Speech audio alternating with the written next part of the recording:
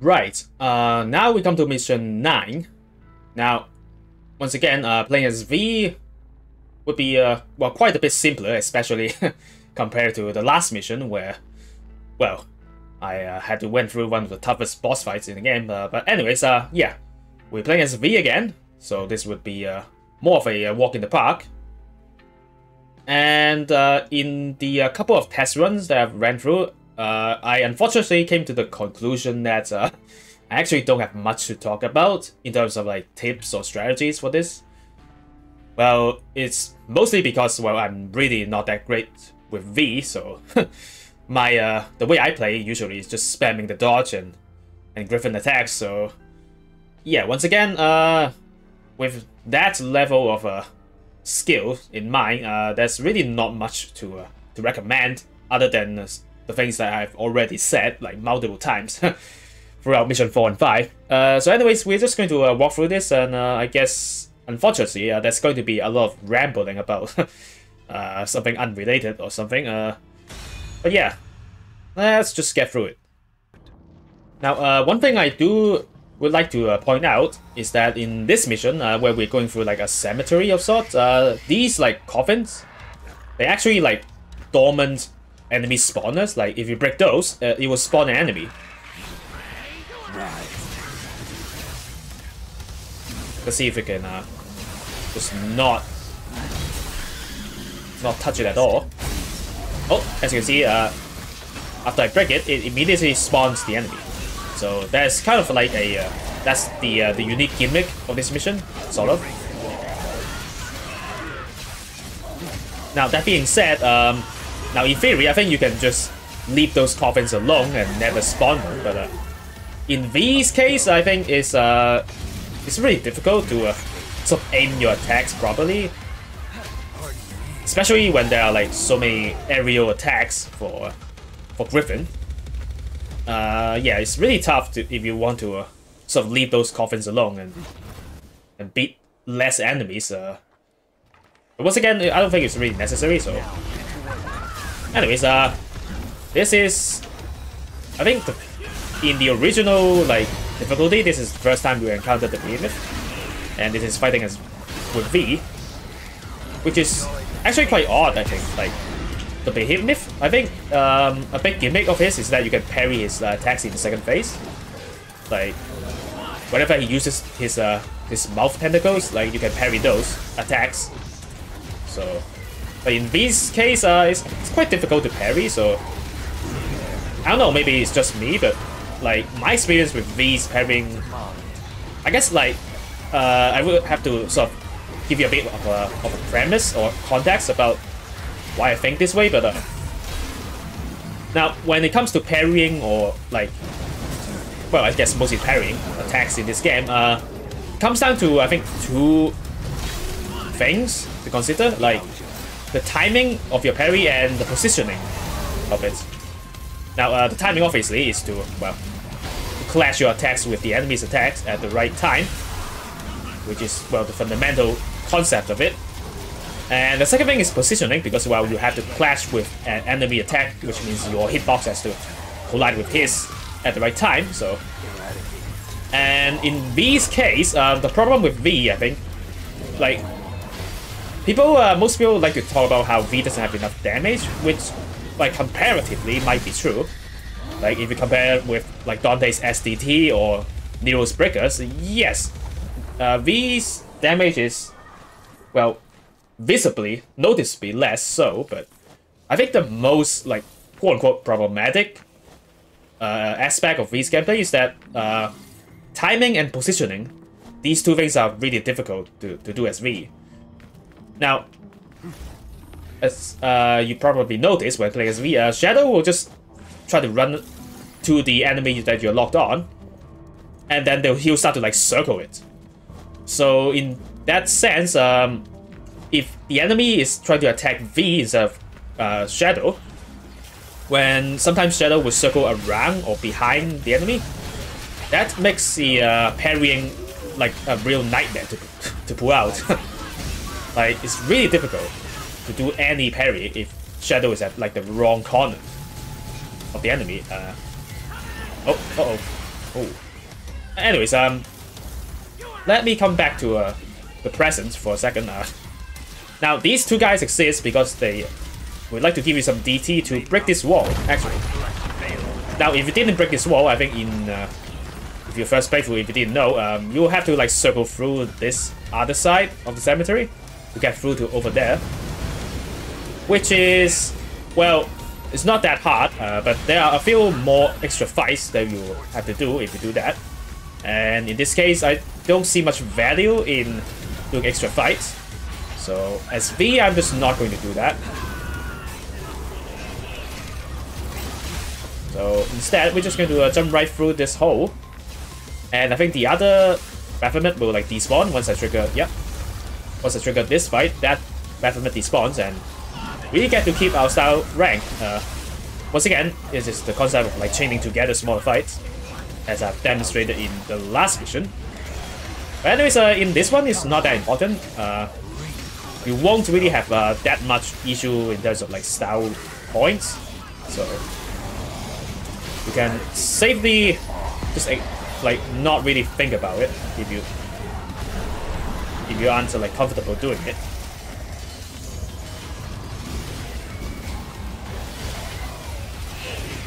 Now, as you can see, what is happening here is that everything just blows up and teleports around, and it's just chaos. So I usually just like to play safe and just dodge and jump around whenever I can, instead of, for example, like reading the book. Well, sometimes you can do it if you do the camera trick, like you just do this, but they will just try to teleport in. So now, in theory, like if they just teleport in to get in the camera, they won't really attack you. Like they can't really use the teleport attack doing that, but sometimes when you're just about to turn the camera away to prevent it, they already started their attack. In that case, their teleport is actually going to be the attack, so it's really difficult to spot or notice at times. So to keep it safe, once again, I would rather just jump around and just keep moving instead of relying on the camera tricks. So, once again, I'm not saying it's like 100% damage proof, but yeah, that's just the way I do it. Plus, it's like pretty boring to turn your camera away and just spam different attacks. So, once again, the reason I started this series is not to show you like the quote-unquote safest way, is to do relatively safe but also fun. Well, fun in terms of like actually connecting with the game and just playing the game. Hold on. This may be a problem if I just talk and not focus on fighting. Might have to pay a bit more attention. Hold on a minute. Oh, and Ribbon is gone. That's okay, I think. Almost time to summon Nightmare. Oh, there we go. Three of them died. Wait, where's the other? Oh, there it is. Right back there. Oh, I saw that. Ooh. Can I just finish one of you guys at least? One of them is almost dead. Come on. I think we almost got him. Come on. There we go. Oh, got him. Stupid pillar. Stop. There we go. Okay. Now that one of them is gone, things will be quite a bit easier to well, spot. Actually, it may not be easy to kill him still, but it's way easier to spot what he's doing. Now that there's only one of them. There we go.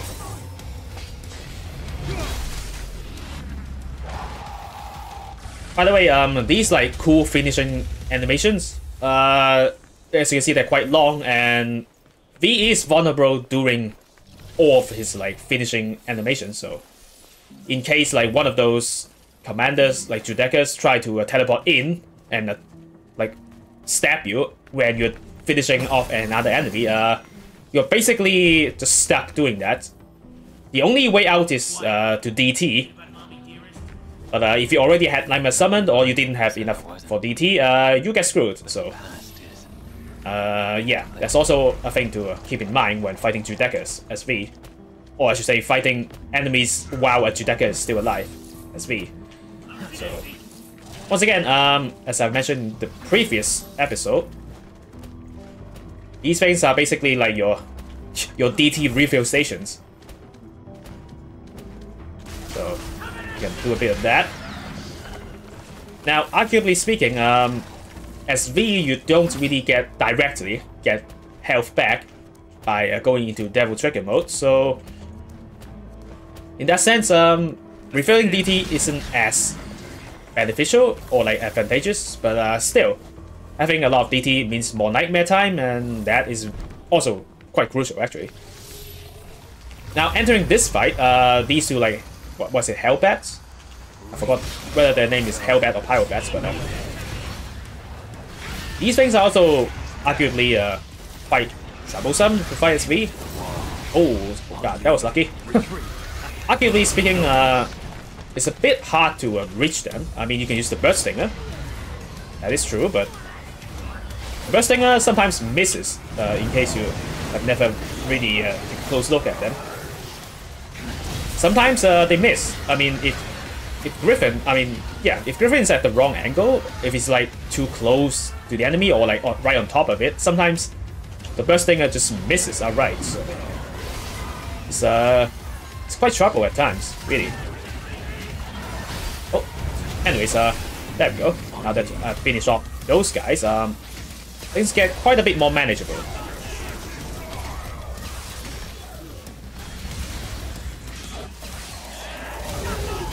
Can just do a bit of this, and because these guys doesn't have like range attacks, I can read the book and keep things relatively under control. Anyways, there's really not much else to talk about, so maybe I can start rambling a bit about my a little wish for how to evolve this sort of playstyle. Like by any chance, if DMC6 comes around in well, the next couple of years, hopefully. I mean, I really don't want to wait another like 10 years. God help us if DMC6 would take that long. But anyways, as I was trying to say, if the next DMC would still include some sort of like summoner type character, I'm not sure if they can bring back V or not, or whether you should, but either way, if they are to bring back the archetype, the summoner archetype, and try to expand that, well, first of all, as most people would say, so am I would like more like summons. Not just like any type. I think the most important for me is actually, I would think, is a sort of a familiar that can like lay traps. I think that would actually fit V's gameplay really well. Because, as I've mentioned at the start of the video, V's problem, like, for me personally, is that his attacks is really difficult to be precise in terms of position and timing. Now, you can also say like that is the skill ceiling. That's the part where you get good, quote unquote. But I would argue that the tool isn't really like sufficient to achieve like what people usually expect from like DMC gameplay level of precision, especially like timing. Now, not to say that you have to make summoners into like a combo suitable archetype as well. Arguably, I don't actually think that every character in DMC has to be able to like do complex air combos. Like, if they are to still include like 3 or more characters in the future, I don't think everyone has to be able to combo like in that capacity. But at least to be able to parry stuff, I think, yeah, I would really hope that the next summoner archetype can actually like reliably parry. And for that to happen, you at least have to be able to position your attacks and familiars at will much more precisely than in this case, where Shadow will just like circle around an enemy, where you can't really control where you're aiming. Or I should say, oh goddamn, I got hit by time to speak. Once again, shit happens when you try to do a video. Anyways, yeah, as I was trying to say,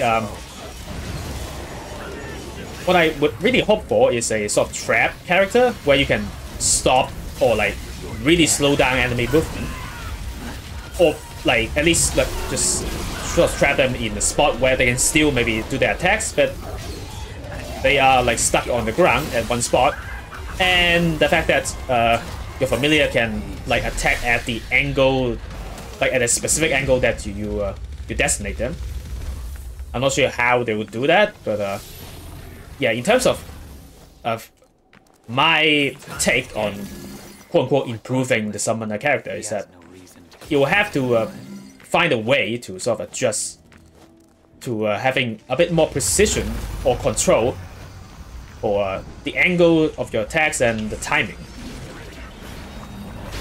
Anyways, these guys as V, I usually would just have to use the burst stinger to cancel their attacks. Once again, when they're way up high, Shadow's attacks doesn't really reach sometimes, so that is a problem. Taunt a little bit. Should probably get you down as well. There we go. And in the meanwhile, I'll just keep on doing skewers. And I think one more you should be. Actually, I'll just. There we go. Doesn't really need another skewer. Any attacks will do. Oh, by the way, the fact that I just so happens to have pushed this fight into a corner of the room means that I didn't actually wreck those coffins during most of this fight. Oh, he's trying to do a laser. Oh, run away from that. There you go. Now, if you keep on doing this, I think those guys wouldn't spawn at all, and you'll be like out of this fight without even triggering them. But I'm just going to trigger them. I mean, why not? These are just like random dudes.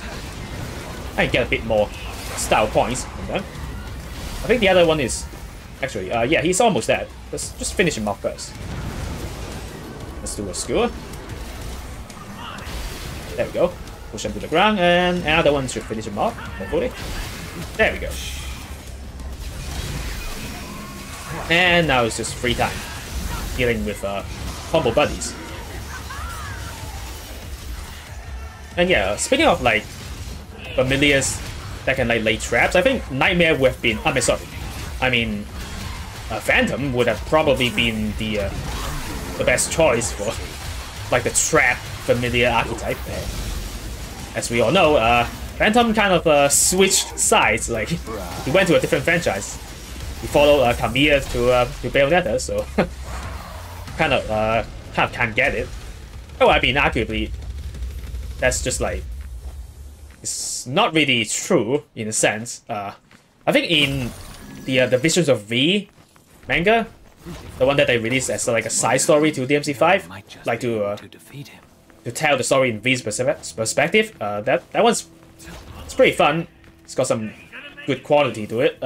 Anyways, the point is that I think in that manga, they did mention Phantom in it, but simply that he didn't join. He decided not to join forces with V, as like when V was like popped out of Virgil and he was trying to run around and gather his like nightmare familiars. So, oh goddamn. Anyways, yeah, I think Nightmare still. I mean, sorry, I keep trying to say Nightmare. No, I mean Phantom still exists in like the current DMC canon continuity, but he was not available. Actually, I think in one of the dev like logs or like interviews, I think Director Izuno did mention that I think Phantom was at least discussed at one point. But, well, I mean, he obviously didn't make it to the actual game, so unfortunately, there's no Phantom. But, yeah, in the next game, if there's any more, like, summoner characters, I would really, as a personal recommendation, I would really like, or would hope that there will be, like, a sort of familiar that can lay traps and sort of do a reverse type of like positioning, like instead of positioning your familiars and attacks accuracy, you can sort of position the enemy so that you can like do for example, like skewer multiple enemies easier. Like it doesn't really have to be like a specific like trap. Maybe like for example, you can instead of like stopping the enemy in this place, you can pull them in. Maybe. Well, that's kind of overlapping with Nero, but maybe it's like a sort of like I don't know. Maybe a sort of like a gravity field of sorts. Actually, maybe. Actually, the fact that I think the time bubbles that Urizen can use would actually be enough. Actually, come to think of it, like having time slow at a close area actually would do quite a lot better with the positioning problem. It would fix quite a bit of that. But well, in this case, in this game's case, that is already given to Nero as a breaker. So maybe in future installments when Nero's breakers have to switch to a different lineup or something, maybe they can give it to the summoner instead. That would fix quite a bit of that, hopefully. But anyways, I spent most of this fight rambling about that, but this fight is actually quite tough to play SP, once again related to the parrying and positioning problem. As you can see, there's two Proto Angelos in this fight, and what is problematic about Proto Angelo is that, well, you either parry their attacks or you have to spend an eternity dodging them. Now, it isn't to say that we cannot parry, but the problem is that well, once again, with the positioning and timing, the problem is really difficult to nail down. Now, arguably speaking, they give you this attack as sort of a parry mechanic, but I don't know, against Proto Angelos, it rarely works. Like Griffin's like electric field, it rarely parries him. Oh, goddamn. I got distracted by the dramatic camera for the Nightmare entrance. Anyways, yeah. And also the fact that they, in Mission 7, as we have encountered previously, there is a sort of hidden parry one-hit KO for V against Proto Angelos, but that one is only possible when the Proto Angelos are with his lackeys, like the Scudo Angelos, when they form a formation. That is the only time where the one-hit kill attack, the one-hit kill parry is actually possible. So in this case, even if you parry them using, for example, V's King or Shadow attacks, you won't really get a chance to one-hit kill them. So you are stuck doing this. Like that, I have not found an easier way to deal with them, besides to just actually like beating them legit, slow and steady like this. I haven't really found a better way. So that's that. But anyways, besides from that unlucky hit that I took, because, well, the camera was acting weird when Nightmare enters and I got distracted by that. But other than that, yeah, you should do just fine. That one was already, I think, one of the tougher fights in these missions. If you could just do it slow and steady, I think you'll do fine. Anyways, up here is the last fight with 3 Nobodies, and it's not that hard. We'll just quickly get through that, and I guess that will be it for this mission. Now, we entered this fight without much DT, so I'm just gonna do a bit of this and count a little bit, trying to get a little bit of my DT at least. Oh, that's okay. Let's summon it. A weird thing about like this fight is that I think the first time we summon Nightmare, for some reason he doesn't have the entry attacks. Like instead of dropping down with his hands and legs open, or the media attack, he just sort of spawns with nothing, like right here. I don't know why that happens, but I think it's a specific like scripted thing that just happens in this mission for some reason. It's my turn to play with the Anyways, yeah, just keep dodging and wait for the right opportunity to jump in. Oh, also the thing about these guys is that they will just switch masks. Can I stop that guy? That guy, oh, got him. Yep, if you don't stop that guy, I think he either takes away your DT or he'll summon another Nobody, which is, well, obviously trouble, and you wouldn't want that. Anyways, the point about Nobodies is that, like, their whole gimmick is that they will switch masks, and the thing about it is that they will actually, like, switch masks periodically, like, even if you don't attack him or he doesn't get attacked. So what makes that great, like, in terms of making them easier to handle, is that they will eventually just switch masks on their own. Like, even if you don't parry them or attack them, eventually they'll just switch from the melee mask to the one that throws eyeballs, and then to the one that does, like, supportive actions, like summoning other Nobodies or draining your DT, I think. Anyways, that basically means that even if you can't keep on, like, attacking a Nobody, like, eventually they'll just throw away all the masks on their own. I'm not sure if they will throw away the third one, but by that time, like, they're pretty harmless. They're just going to dance around and do all the supportive stuff. So by that time, even if you didn't attack them before, you can attack them then, drop the third mask, and they basically become harmless after that. Like, they cannot recover any mask after they throw all of them away. So, but anyways, as you can see, we have finished the mission, no problem. Got way higher than 6,000 points needed for S rank. So here you go. Now the next one, however, mission 10, is going to be quite different. Not only is that the first Dante mission, which we'll have quite a bit to talk about, like Dante's playstyle and all, and it also suffers very seriously from the hidden penalty score problem that we have discussed in the last mission. So yeah, there will be plenty to talk about, both in terms of playing as Dante and the strategies to get through mission 10 with an S rank. So anyways, this is it for this mission, and I'll see you in the next one.